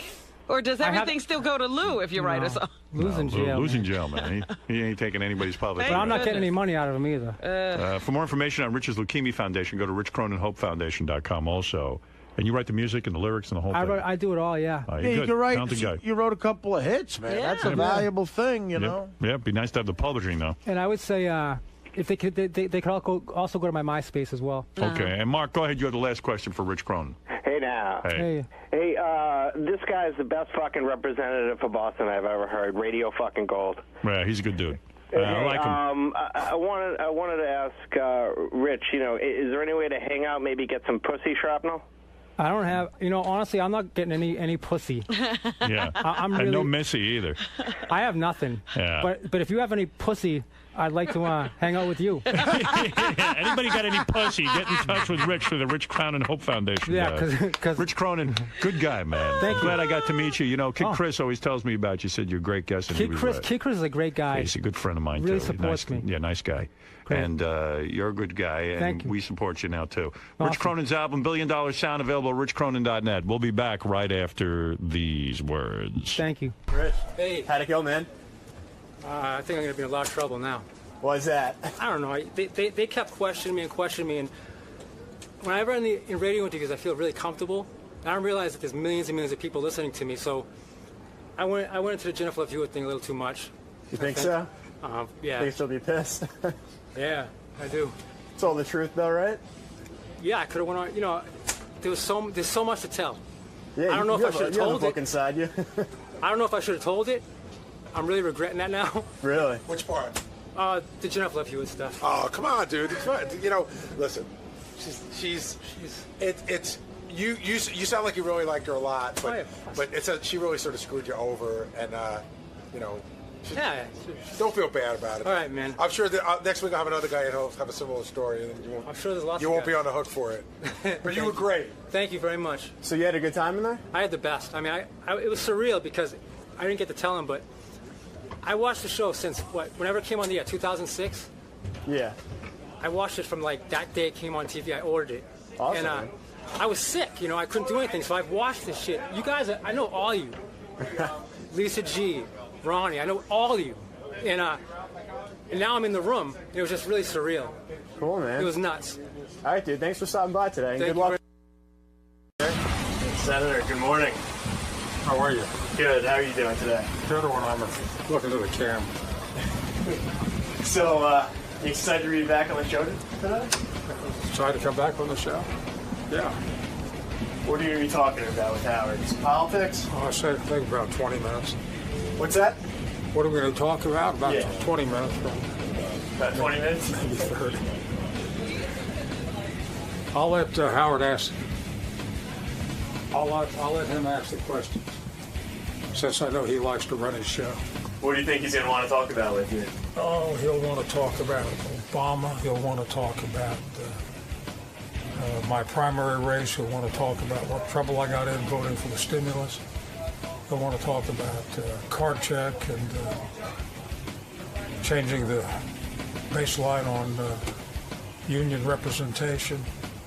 He'll want to talk about sex. He'll want to talk about girls. He'll want to talk about anything that comes into his mind, which is a broad horizon. And you're ready for it all, right? Yes, sir. All right, we'll see you in there. I know. I've been on the show before. I know what to expect. Senator Arlen Specter is here, a United States Senator. How often do we see one of those around here? Because we have questions, too. Just because we're idiots doesn't mean we can't ask political questions. We know what we want to ask. Just because we're a little dopey doesn't mean we don't have something to say. Hey, look, we are the electorate. It's not smart people. We represent the majority of people in the United right. States. We represent the... There's my senator. There you go. Looking good. How are you, Senator? An honor to have you here once again. Let me clean my hands. Great pleasure. Hi. Don't pleasure. shake the senator's Senator, hands with dirty how are you? hands. Senator, when you are a senator, do you have to always wear the American flag pin? A lot of guys, I feel pressured into it. You have to wear it. It's almost like a prerequisite. When did that start? Because it Howard, wasn't always. The answer is no. Right. But I've been wearing it since 9/11. Excellent. We're at war, and I think it's a good thing to wear. I have the option of wearing my Senate button or the American flag. Wear the flag. I prize the American flag more highly than my Senate button. You can tell that from my voting record. We have a million questions for you because we were talking. We don't know much about politics. We're not. We represent the American people. We don't know anything. Come on, Howard. I've been on the show before. We don't know a lot. But how is your health and how are you feeling, first of all? I'm delighted to say my health is excellent. Yes. I've had a couple of bouts with chemotherapy. Again, since I last saw you. Well, yeah. I had a recurrence of Hodgkin's last year and got through chemotherapy. Was it hell? Yes. And yet you went to work every day. That's right. It was easier to go to work every day than to sit home and feel sorry for myself. Let me ask you. The hard part, Howard, yes, was when I got bald and I was on TV a lot with a confirmation hearing of Chief Justice Roberts and Justice Alito, and I started to get more fan mail or more mail about my hairstyling and public policy. People wrote me and said I should shave my head and become a sex symbol, but I didn't do that for two reasons, Howard. One, my wife was opposed, and with a reason like that, I didn't need another, but Secondly, I wasn't qualified. Isn't it frustrating, though, sometimes, we're joking around, but isn't it frustrating that sometimes people are more caught up in whether or not what your hairstyle is as opposed to anything you might believe politically? Well, frustrating in a sense, but your health brings up a lot of sympathy. It's a very personal thing because so many people have health problems, and so many people have Hodgkin's or one malady or another. But how do you keep your mind on work? We'd be consumed with whatever we felt, and how bad life was and why did this happen to me and, sitting around whining and feeling sorry for ourselves. Yeah, we're a bunch of women. We really do. We complain. Well, the answer to that is when you go into the Senate and you're chairman of the Judiciary Committee, and Senator Biden, who, by the way, is a very, very good friend of mine, now Vice President Biden, has 30 minutes to question Roberts, and he spends 26 minutes before he lets Roberts say anything, and then Roberts starts to talk and he interrupts him, and I have to let the witness answer. That's a great distraction. I see. No matter how bad the chemotherapy is, sometimes your fellow senators are more distracted. But you're going to run for re-election, right? Sure I am. So at this point, with your health, you've done it all, you've been there. Why not take some time off and relax? I'm being serious now. Have you ever sat down with your wife? Well, yeah. Well, I am taking time off. Here I am, Howard. I'm relaxing. You're here. You call this relaxing? This is relaxing? I'm relaxing for the whole hour. Wow. I'll tell you why I'm running, Howard, give you a serious answer. And that is that there are a lot of problems. Yeah. You take a look at what's happening today with nuclear weapons. Right. This maniac over in North Korea. Okay, and you got Iran. You got some in Iran. And I've got grandchildren. Right. And I've been in the Senate now. I'm finishing up on 30 years next year. Right. And I've met with the real menaces of the world. Went to see Muammar Gaddafi a couple of years ago. Yes. Went to visit Hugo Chavez not too long ago. Went to Fidel Castro. Met Saddam Hussein, Hafez al-Assad. Now me. Wow. Your list is really amazing. The point is that experience, I think, is helpful. Right. And you've got seniority. You've done some things. You've seen some people. Well, you know what? You have to sit and think. Yeah. All right, you've been there for 30 years. Do you think the country's gotten better or worse over the time you've been there? I think that it's still on the upward climb. You do. You're optimistic. Notwithstanding all the problems, I'm very bullish on the future of America. Now, you voted, and I admire you for this. You were one of the few Republicans that crossed over and voted for the president. You stuck with him. You see that he's an intelligent guy. And you don't always vote. If you see something reasonable, you will not always vote along party lines. I admire this. You're not stuck in your ways. Howard, I didn't vote for the president. I voted for America. Right. I voted for America because I believe that the economic situation is so perilous that we could have a 1929 depression. That's right. But are there people you must see in your own party who would like to see the country get worse just because it would politically serve their purposes? That crackpot Rush Limbaugh. Creep. Right? I never attack prominent radio personalities like Come on, Stern. let's go. Like Howard Stern or anybody else, or people who buy. You okay with Limbaugh? You like him? Do I like Rush Limbaugh? Limbaugh, yeah. Yeah, I like him. You do? Yeah. You met with him? Yes, I have. Is he a crackpot? You met with another nemesis. No, he's not a. He's an enemy of the country. No, he's not. He's expressing his opinion. He wants the president to do poorly. Wait a second. Howard, I once heard someone who criticized you. Well, you don't see him around anymore, do you? Don't ask where he went. Senator, wait a second. In all seriousness, he wants the president to do poorly? Listen, I never voted for Bush. But I always wanted to see him do well. I'm an American. I want my president to be successful. Who says I don't want my president to do well? Well, that's anti-America. I haven't heard Rush Limbaugh say that, but there's a lot of talk which is provocative. Yes. There's a lot of comment. You fellas, and I know this doesn't apply to you, Howard. Of course not. Probably doesn't apply to Rush. Right. But some of these talk show guys want to attract an audience. Oh.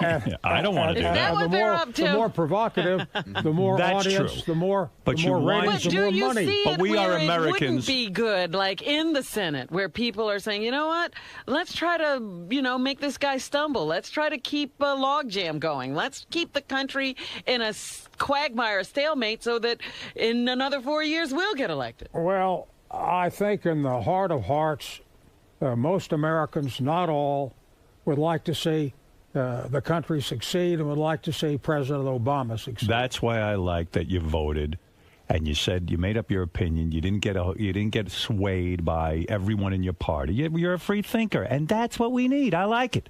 I'm applauding you. That's all I'm saying. Well, it's brought me a primary campaign. Mr. Toomey was going to run for governor. Now he's going to run for the Senate. So the guy running against you? Yeah. Yeah. Well, listen, some people got mad at you because you didn't vote lock and step with the Republican Party. Well, and what is going on with the Republican Party? Is Rush the leader of the party, or is it that other guy? And why are you not the leader of the party? I don't think you can really identify with precision a leader. If you had to pick somebody, I think you'd pick Senator McCain. He was a presidential candidate last time, and until we have another one, I think that John's the titular head of the party. Yeah, I like him. And the question is, now that Bush is out of office, should he be tried for war crimes? Do you think that President Bush knew that there were no weapons of mass destruction? I happen to believe he did. He knew that there were no weapons. I think it was pushed on the Senate. It was pushed on the Congress, on the American people. We were lied to. What was going on there? Do you feel, as a senator, you were given erroneous information?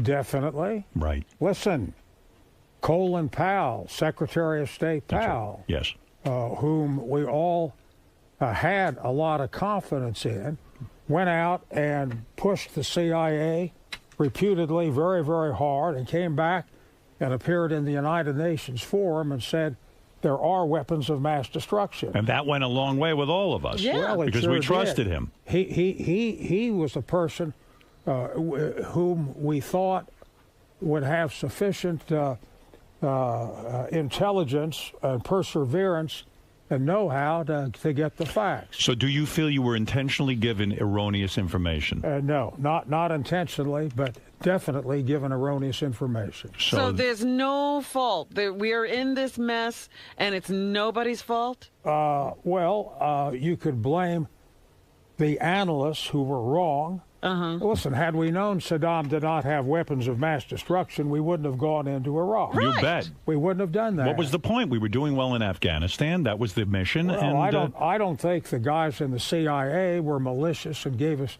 deliberately wrong information. You don't think Bush and Cheney knew that this was a bit of a hoax? That they had to push us? And I think Bush always had it in for Saddam Hussein since the old man, got and mixed it up with him. I really believe that. I do not believe that our leaders, the president, the vice president, deliberately and maliciously led us down the wrong path. So we're not going to have a cool trial or anything like that? Nobody's Never. going to jail. No one's going to jail. Well, we can't waterboard Cheney. You can't try somebody for being wrong. Are you into waterboarding at all? Do you like that? I like it. I think I like it. I would like to waterboard Cheney. Yeah. I'm opposed to waterboarding. I voted against it. Yeah. I worked hard and still am on the issue of expansion of executive authority. Right. And I don't sanction torture at all. Do you think the Bush presidency was a good presidency overall, or do you think that he will go down in history as a bad president? I think it is too soon to tell. Remember that when Truman left the White House, he was considered a colossal failure. Now he's considered one of the best greats. presidents. When Gerald Ford pardoned Richard Nixon, it cost him the election. And I think he was one of the best presidents. Well, and now... And that was a great decision. Now they say it was a good decision. That is viewed as a great act That's true. In American history. So you think Bush might, in history, go down as a great president? Well, what would the legacy be? Well, what did he do? He has the potential, if Iraq turns into a democracy, right? If Afghanistan can be saved as a democracy, that will be an enormous accomplishment. It's true. But he wouldn't have done it. He would have just created the situation where we had to go into these places. No, President Bush always articulated an idea of spreading democracy.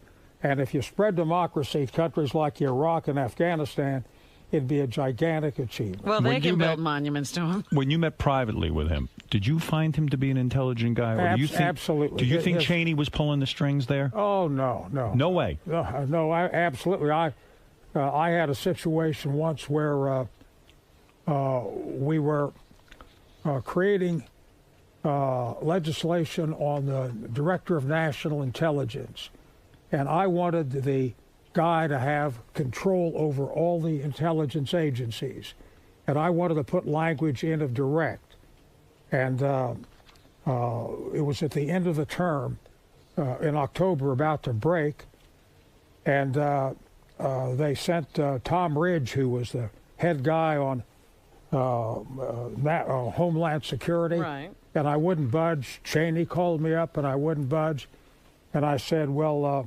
if you tell me that the president will back this up when we come back, I'll relent and support the bill. And Vice President Cheney said to me, I can't speak for the president, Senator. No way. You want that assurance, call the president. And I did. And he convinced you? Huh? He was a convincing guy, a bright guy on the phone. Well, I saw a lot of him personally. Yes. During 2004, when we were both on the ticket, he came to Pennsylvania more than 40 times. And up close, he was with it. He was communicative. I feel he vacationed too much. He took too many vacations. I was going to say, what about his work ethic? I never thought he was into the job. I know Ronald Reagan had a relaxed. Could you find him in the office? I know that Ronald Reagan had a relaxed viewpoint. He took that Camp David. They got to get rid of that Camp David. You agree? I agree. It's got to be gone. Did he agree? Absolutely not. Wait a second. He needs to talk. What, are you kidding me? These guys get seduced by this Camp David. When you finally get to be president, if you had the chance to be president, you're going to go to Camp David, or you're going to get into the job?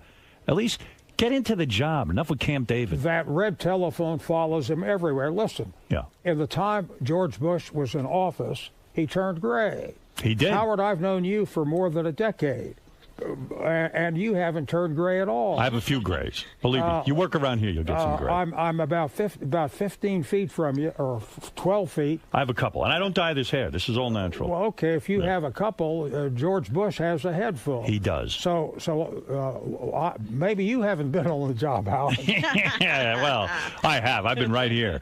You know, it's Where's your red telephone, Howard? It's here. It's here. Listen to me. When you're a senator, is it a very cool thing? I heard the cafeteria is unbelievable. Like, unbelievable food. Great stuff. And also, the other thing I want to know, is it very cool? Like, do they come and brief you every day and give you top secret stuff that no one knows? I mean, are you sitting here right now and know stuff that we don't know? Yeah, I do, but it'll be in the Washington Post tomorrow morning. Is that true? Yeah. Is nothing a secret in Washington?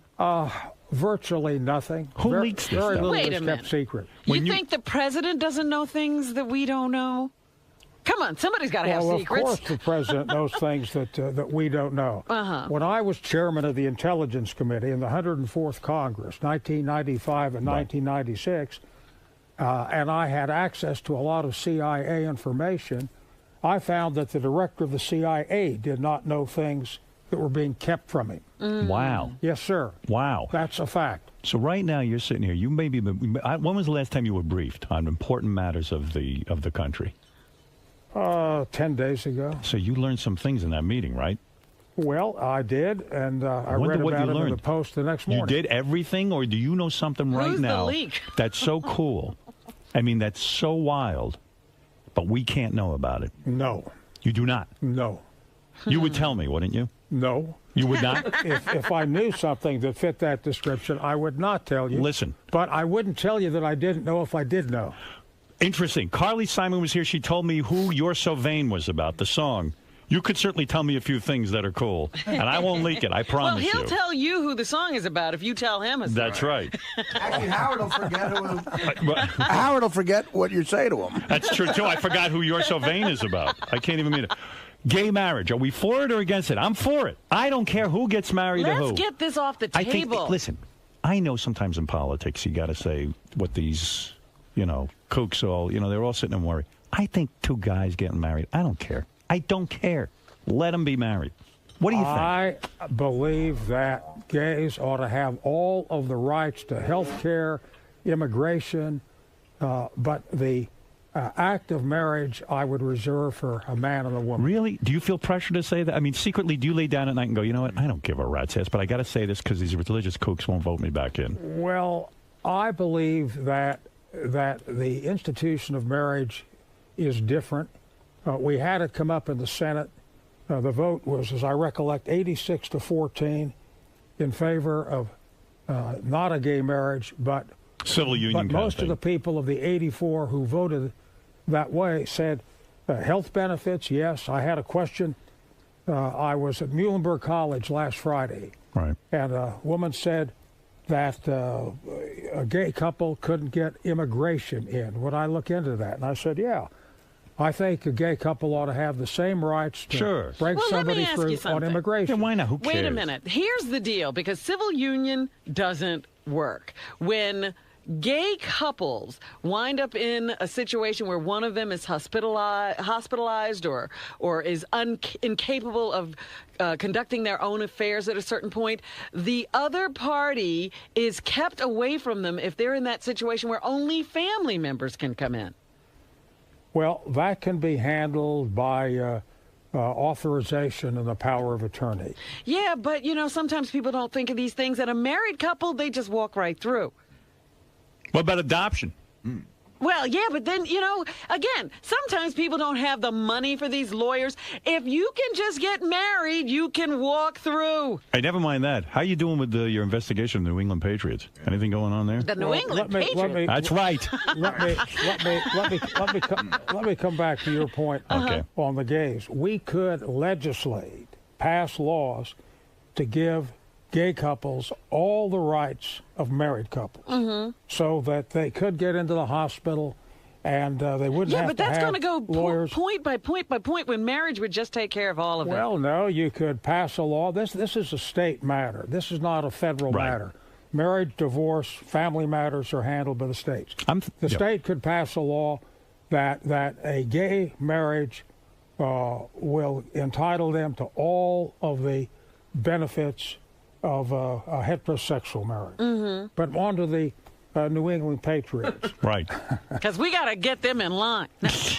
Well, they didn't win the Super Bowl last year. That's right. And there was no evidence that they had hidden cameras on the sidelines to illegally find out what the other team was doing. You are a very big Eagles fan, am I correct? Yes, sir. Yes, so you were pretty pissed. You don't want to hear anybody getting an advantage in a game over... because they're looking at others' That's right. An Eagle fan and the Steelers fan. Right. The Patriots beat the Eagles by 3 points in the Super Bowl in 2005. They beat the Steelers. Right. A couple of months before they had lost to them, and there was evidence that they had illegally obtained their plays, and I think we put a stop to it. I think you did. Yeah. I think you did. I think you truly did. Now, what are you thinking with this pot, the marijuana? I think it's going to be legalized. I think it almost is. State by state, they got this legal marijuana. And guys I know who are getting legal marijuana, believe me, nothing wrong with them. There's nothing wrong with them. Howard, I'll give you a few names. I'm about to hand you a subpoena, Howard. Good. Thank you. Okay, I'll testify. You want names? I would testify. I'm not a pot smoker. I don't smoke weed. Makes me paranoid. Did you ever try it? Did you ever say to yourself, I got to smoke a little of this marijuana? No. No? Never. No. All you do is drink? I drank martinis. Never tried acid? Never tried hash oil? None of this crazy stuff? Nothing? I was in Nepal in 1972. I made a trip for the Peace Corps on the National Advisory Council of the Peace Corps, and I went to Palau, where a Peace Corps lawyer was tying up the United States Air Force on a base they wanted. He was advising Palau on their constitution. Right. And I went to Palau to try to mediate the dispute. And I said to this general, General, I'm the DA of Philadelphia.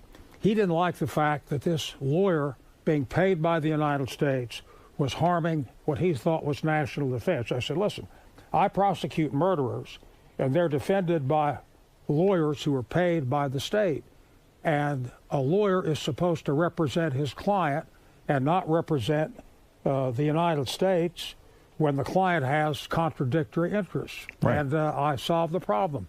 The general let him go. Now, the point, coming back to your point, I was in Nepal en route, and pot was legal. Go ahead. I think you're ready to admit something. And we're sitting around a campfire, Right. all the Peace Corps volunteers, and they were smoking marijuana. And here was a chance to smoke marijuana legally. Now, I'm surprised. And I turned it down. Why? Because I don't want to submit my body to a temptation which I might not be able to control. And you don't have a secret family in Nepal? Nothing crazy happened there where you took up with a woman and there's no specters running around in Nepal? No, I had my wife with me. Yeah, you did. She's in the outer. And she didn't try the marijuana? I'm surprised. No. Could have spiced up a little of the marriage? You never know. I mean, who knows what would have happened? Our marriage is so spicy. Is it? So spicy. Still is good. Couldn't, up the spice content. Are you serious? Well, you were going to ask about the Obamas. No. You think the Obamas are spicy? They present like they're doing it every night. You made a comment about how spicy Joan was when she was here about a decade ago. That's true. Do I think the Obamas have a spicy marriage? Yes. Yes, sir. You do. You get that feeling. Well, I've met Michelle, Mighty Michelle, on a couple of occasions. Yes. We were attractive woman. We were We were invited to the Super Bowl party. Yes. The congressional delegations of the Pennsylvania with the Steelers and Arizona. We met him in Philadelphia. They came through earlier after he was elected. And when you see him walk into the helicopter holding hands, I think it's for real. You think it's genuine. Sometimes it's put on for show. The Clintons sometimes walked around holding hands, and you question what the hell. Well, he was trying to keep Hillary from hitting him. I never saw the Clintons holding hands. Yeah, right. So you feel it's a good marriage. You know, when you're in the Senate, you must see weird things. Do you think any of the senators are like swingers or something, like a dark secret like that? Do you ever see any evidence that some of them are up to shenanigans like with each other? Do you ever think any senators getting it on with another senator? You hear gossip. Yeah, I've seen the way they vote that I don't like. But wait a minute. During all those hearings with, about Bill Clinton's escapades with Monica Lewinsky, there were a lot of guys who had their mistresses in the audience. That's true. Oh, none that I know about. And if you have a liberal view of the world, it's not my business who's in the audience. Right. You support I'm with you on this. You support giving loans to the failing auto companies. I had to think long and hard about this. Well, I'm about near the end of my tether on that. Right. I think you don't think much more, huh? Well, no, I don't. I think that the bailout package has been a failure overall. They started off with toxic debt, abandoned that, forced banks to take money.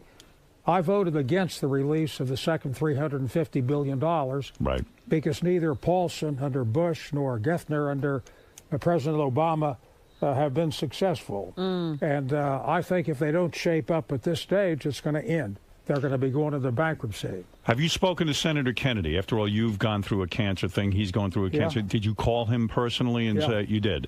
Are you friendly with him? Oh, very friendly. And you said to him what? I mean, did you give him some? You more than anyone can tell him what's going on. I asked him how he was feeling. Yeah. And congratulated him on coming in on critical votes. Right.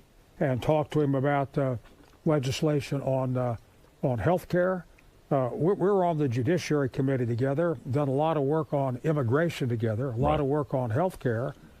And I've been in the Senate now 29 years and have gotten to know him very, very well. He's he's a legend in his own time. Right. But you can't bring up his health to him, can you? You can't give him words of advice about cancer, can you? Unless he asks. Or does he ask you? Well, maybe he doesn't want to talk about it. I sent him a copy of my book, Never Give In. Which, you did. That's a good book. I sent it a copy to everybody in the Senate with a personal inscription, and mine, Ted Kennedy, was a little different. That's true. What did you say? I said, talked about my respect and admiration for his long career in the Senate, what he's done on education and health care and immigration. I've co-sponsored legislation with him.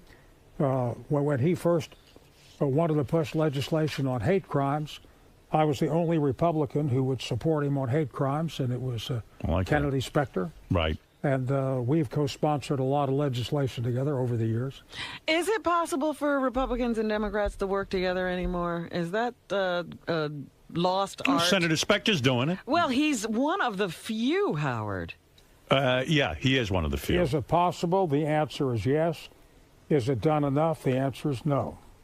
And what are we going to do about this? There's too much party line voting. We need more independent judgments on these critical issues to try to solve them. Right. So what are you doing in New York? Are you doing anything beside our show? Are you going around all the shows or what? I'm raising money. Oh, is that right? I've got to raise what do you need? $30 million. Give it to him. $30 million. And I have to raise it in small sums. Oh. So you need it for the campaign. I need it for the campaign to be reelected. Citizens for Arlen Spector, Washington, D.C. So you can go to a website at Spector2010.com. Right. So what's the most a guy like me can contribute to your campaign? $4,800. I'll send you some dough.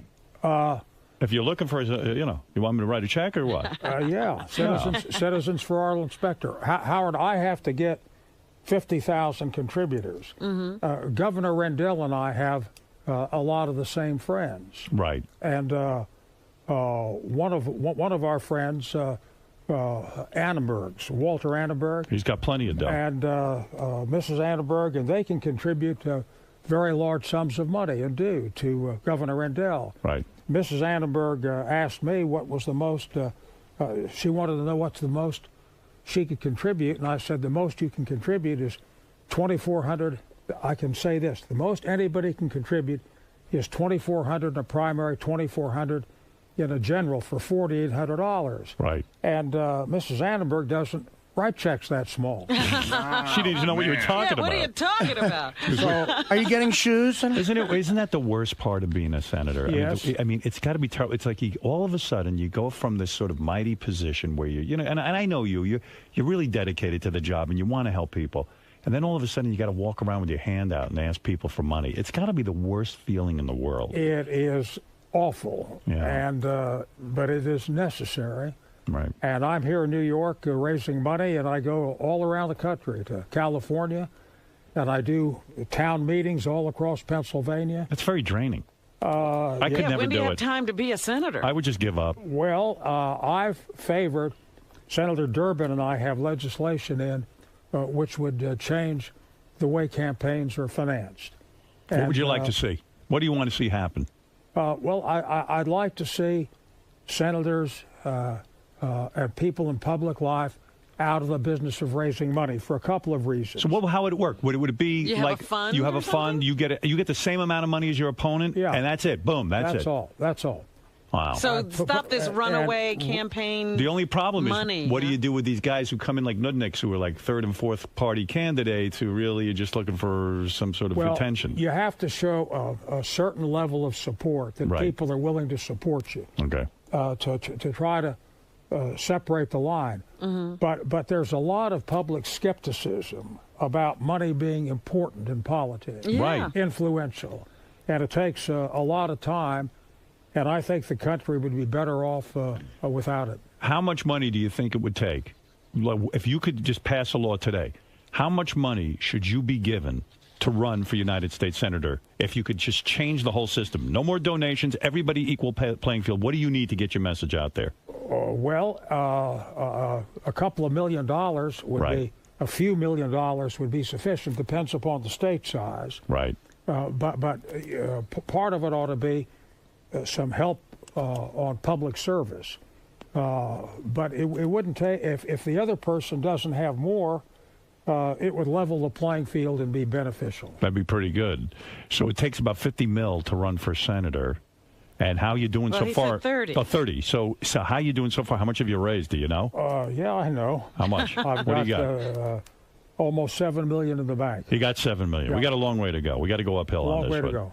Yep. Jeez. All right. I hear what you're saying. It depends how far we have to go, Howard, as to how strong your endorsement's going to be when I finish, and how much your listening audience will send to Arlen Specter, Washington, D.C. No, this is an important thing. I need a friend in the Senate. I mean, it's I love that you come and do the show. I'm sending a check. That's what I'm doing. I'm going to do my part. I'll get you reelected. What the hell am I going to do? Okay. Now, what do you have to say to your listeners? I'm telling them to do the same. Listen, we all do the same thing. We vote in a block. Yeah, I just got the bold because he got it, so Yeah. I'm definitely going to give to you. What kind of phone do you got? What kind of cell phone are you using? You got a BlackBerry? Really? I'm serious. Sure. You do? Yeah. You got a BlackBerry Bold? I got a Verizon. I got BlackBerry Bold. It's the top of the line BlackBerry, and I think you should get one too. Yeah, you got AT&T. See, I'm like the senator. We can instant message each other. I have Verizon. Oh, you have Verizon. Okay. Yeah. I'll instant message you. You'll see. You don't do any of that stuff. Do you go on the internet? Do you Twitter? Do you Facebook? A little. You Facebook? I'm on Facebook, yeah. No kidding. Yeah. When you say you're on it, I mean you personally are on it, or you got your people on it? Yeah, no, I've been on it. Do you hate it? It's nonsense, right? No, it's not nonsense. It's the same jerks you meet in public. I mean, it's the same the dopey. people you're trying to it's avoid. the dopiest comment. You finally get home away from these nuts, and then all of a sudden they're on your Facebook. It's part of America. Yeah. My principal line of activity, I subscribe to Major League Baseball on the cable, and I watch the Phillies wherever they're playing. Right. Well, listen, I meant to tell you, I like this. You're one of the backers of the flat tax. I think that's great. Why don't they have flat tax? It should. I have always advocated that anything that everybody has to do should be simple. It would be so we easy. shouldn't have to hire people to comply with a law that everybody has to follow. Senator, why is it so difficult to get this done? Because it's a radical step. Right. I've advocated it for more than a decade. You could fill out your tax return on a postcard in 15 minutes. And two professors at Stanford, Hall and Rabushka, have laid out the whole blueprint. But it's hard to get past because it's so different. But yet so simple. It would make people's lives easy. Would save billions of dollars. Absolutely. On compliance. Yeah. Right. Would eliminate a lot of the Internal Revenue Service, a lot of the bureaucracy. Yeah, I'd like to see them go. I saw Steve Forbes on Fox News. He's always a big proponent of that, tax, yeah. Steve Forbes. He's been pushing for that whole thing. But he's not getting anywhere. No one's getting anywhere. That's the problem. It was his primary platform, and he got nowhere. That's right. Let's, you want to take 2 or 3 phone calls? Are you dare? Yeah, sure. Yeah, no, calls are fine. You're a brave man. We don't take calls. All right, let's go to Ken. I'll pop down some phones. You're on with Senator Arlen Specter. If you're a supporter, you go to Specter2010.com. I'm going to go on there. I'm going to definitely. I hope you comply. You know, you say a lot of things. I say a lot of things and I don't do them. But I'm going to really try and follow through on this one. I really mean it, if I may say so. Yes, go ahead, Ken. My respect for your service, Senator, and for your fight against cancer and everything else, my sincere respect. Thank you. I do not like what you stand for one bit, and I believe I stand and speak with, not for, but with millions and millions of Americans who think that the Republicans that you so well represent put us in this dark, deep hole that we don't begin to know how to crawl out of. And I personally think you're the poster child for campaign reform that should limit senators to one term.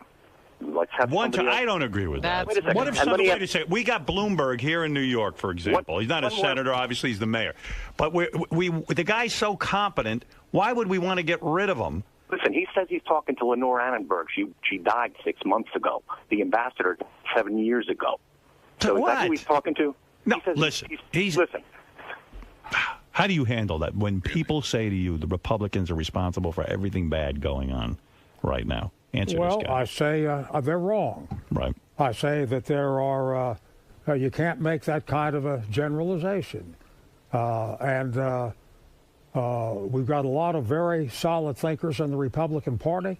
The Republican Party traditionally has a duty to be the loyal opposition. They have to do it responsibly. Right. And I think that I'll speak for myself. If Ken has some objection, let him be specific. And let's talk about it. Well, the point is yeah, that he's painting you with the Republican brush, not your particular votes or activities. I don't mind being painted with the Republican brush if he's specific as to what Republicans have done that he doesn't like. I don't believe in these generalizations in a big black tarring brush. Got something to say? Let's hear it. Corrado, you're on Philadelphia.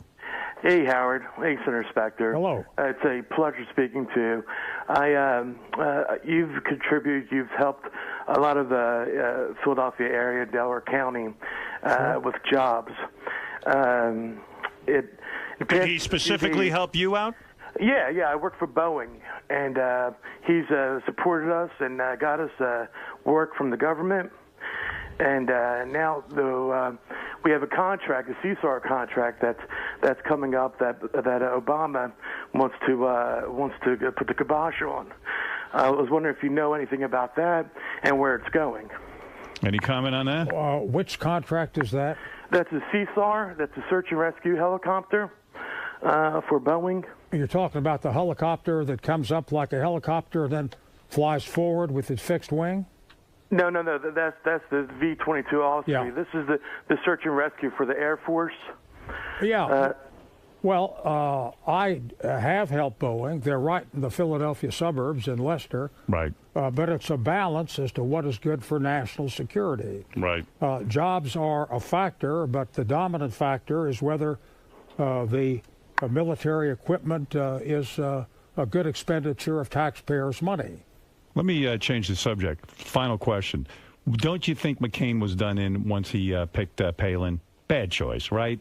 Should have chose you. Should have gotten one of these top people with a brain in their head. I don't think that was a good choice. That probably wasn't coming from him. That was not his choice. I don't know who that came from. He should have fired whoever came up with the name Palin. I'll tell you that. I would. What do you think? Well, I would not criticize Senator McCain for the selection he made. I do think that the final decision was Senator McCain's. Right. Because the nominee traditionally has the authority to pick the vice presidential nominee. She was a lightweight. He wouldn't have known about her. She was a lightweight, though, right? Well, no, I wouldn't say that she was a lightweight. Come on. You're so diplomatic. This is. You are smiling. You can't even wipe the smile off your face. I smile every now and then, especially when this beautiful woman is smiling at me. That's Howard. John McCain. To call me a woman is insulting. John McCain made a decision to help jumpstart his campaign. Yes. To bring somebody in who would ignite the base. And she created a tremendous amount of excitement. For example, shortly after she joined the ticket, I introduced them in Delaware County. Yes. A gigantic crowd, and she was a magnet. Now, when she faced a lot of specific, difficult questions, she was not able to respond like you Senator would have. Biden was, who had been in the Senate for. Of course. 30 years. He's a seasoned pro. Well, so she did not shine in that line, but it was a calculation and the judgment that John McCain made, and it didn't work out as well as he had hoped. It was a miscalculation. Listen, I have met many senators, governors, mayors, and I find that people are very cynical when it comes to their public officials. I find a lot of these people like yourself very intelligent, well-spoken, caring. I think they want to do public service. They could have gone to the private sector, made a lot more money. I admire people like yourself. And I looked at someone like her and I listened to her, and I didn't think she was seasoned. I don't think she was tested. And I don't think she had that same level of confidence and statesmanship that a lot of you guys have. She saw and she didn't have Russia from there was her front porch. When you meet a seasoned pro like Senator Specter, you see these guys, they're top-notch guys. You see them on TV. They know how to handle the questions. there's a level but of you expertise. can get that at home. You could, Yeah. you know, you could season yourself. Well, listen, she was in over her head. Seasoning takes time. Right. I was a district attorney for 8 years. Yeah, you got a brain in your I head. worked on the Warren Commission staff. I've been in the Senate, and you learn things. Right. They put Sarah Palin in immediately into very deep water. She was a Goyish cup. You understand what I'm saying? I don't think she was that. Yes. You know what Senator knows. She'd been the mayor of a small town. She was governor for a short time. Right. She had a Goyish cup. She didn't have a Yiddish cup. No Yiddish cup. And you understand. Cups are cups. Cups are cups, and you do what you She had a cup. She had 34C cups. All right, listen. You can check out Senator Specter's website at specter2010.com. I encourage everyone to help out the senator. You don't like going around asking for money, you know. But That's listen, a tough thing to do. if you believe in him, you gotta pony up. That's what he's saying. This is the system, and this is what he's got to work with. Right. And that's that. Senator, great to see you. I understand your lovely wife is outside. Joan is here. And Joan is getting lectured as we speak. I was written on my computer that our program director is lecturing her on the detox diet. Oh, boy. The You detox better diet. Get her out of here. Do you know then. Robin is on a detox diet? She does colonics and enemas. Way too much, in my Way opinion. too much. He doesn't even know what I do. Where do you stand on colonics and enemas? I'm not Don't into stand. it. Where do you stand? I think on those items, I wouldn't be standing. You're not kidding. That's right. You don't stand. like it. You don't like it, and I don't like it. The senator doesn't like what you're up to. But, It's okay. I'm doing fine. On a personal level, I worry It's about not Robin. up for a vote. She's into this colonics. I'm into nutrition. That's what I'm into. Listen, so's the senator, but you don't see him doing what you're doing. I don't That's know, very I don't severe. know, I don't know. With You the don't water. know. You didn't ask him. It's unbelievable what she's up to. And now Tim's out there, who is a disciple of Robin's, lecturing your wife. Next thing you know, she'll be with the colonics and the enemas. I do want to detox the Senate. I want to detox the White House. We got to get some clear thinking going. I'm betting on Joan. Yeah, she'll be all right.